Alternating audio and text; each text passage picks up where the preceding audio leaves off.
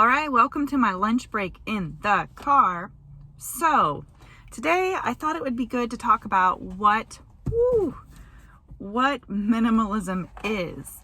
So my definition of minimalism, sorry, it's kind of loud. Look at this though, it's so good. Whole Foods for the win. Okay, so my definition of minimalism is a little different than other people's definition of minimalism. Now, there are two types of people who fall into the minimalism category.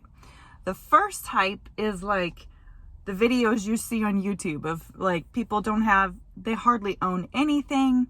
There's like nothing on their walls. Like if I didn't have kids, that might be my dream life. But in reality, I got kiddos, and so we have things and our house looks lived in. So the first person who is a minimalist will be that person that lives very minimally, like on 10 pieces of clothing and, just with very, very little. They're not into accumulating stuff. They're more into having less for the sake of enjoying life more. Okay. The second person is me.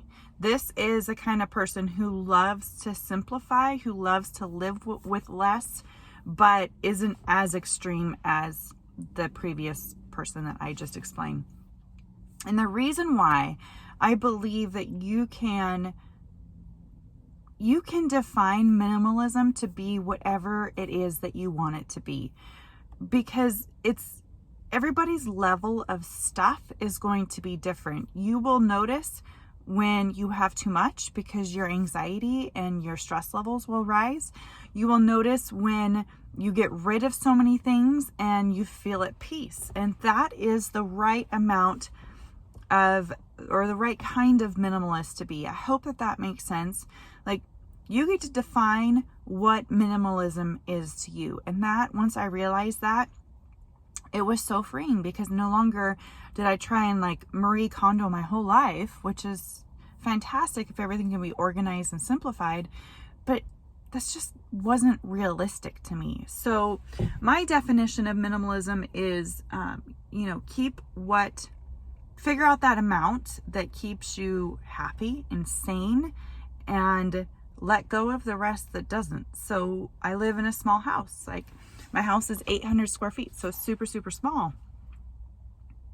We typically, we have this rule of we bring something in, something has to go, because everything in our house has a place. It has to have a place in 800 square feet. So my kiddos know if we go to a garage sale or we go thrift shopping and we come home with things, something has to go to make room for the things that we just purchased. Does that make sense? So for me, it is purging my house 3 or 4 times a year of getting rid of stuff. When the closets start to feel so full or too full, then it's time to let go. I'm constantly having a bag in my closet to donate, a donate bag.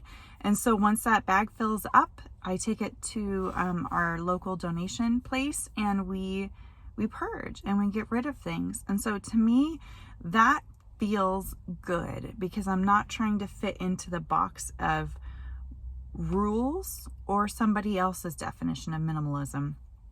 Because maybe you love collecting baseball hats, for example. Maybe you are a woman, or it could be anything, but baseball hats are your thing. Maybe you have 30 of them, but yet that's what takes up the most room in your closet. Does that make sense? Keep the things that you love and let go of those things that don't serve you or you don't need. For me, it was guilt tripping. Anything that you feel guilt tripped into keeping, no, you just get to let that go, because you don't need it. The only reason why you have it is because you were guilt tripped into keeping it. Anybody else grow up like that? So it is so freeing to be I'm not living like that anymore. We are not doing that because it was important to somebody else. Great, go give it back to that person that it was important to. Otherwise, just let it go. So this video is serving as your permission to make minimalism be whatever you want it to be. You can be extreme minimalist, or you could be like me, that's more like a, I guess you call me a practical minimalist, where like I have the things I need. There's definitely things on my walls. I have like corners in my house where it's messy. There's baskets full of stuff. My kids' room is like really messy because I have 2 kids trying to share a room. And yeah, that is just real life and reality. So don't try and fit into somebody else's box.